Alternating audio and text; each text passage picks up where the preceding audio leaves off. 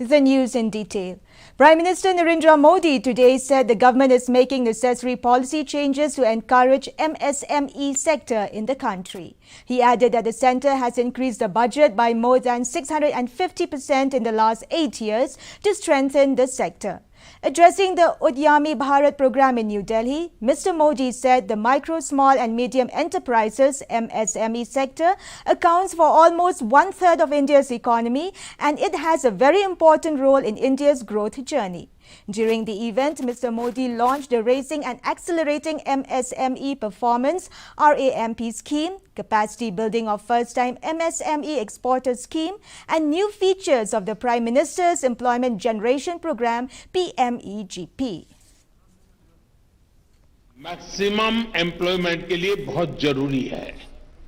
इसलिए जब 100 साल का सबसे बड़ा संकट आया तो हमने अपने छोटे उद्यमों को बचाने के साथ ही उन्हें नई ताकत देने का भी फैसला लिया।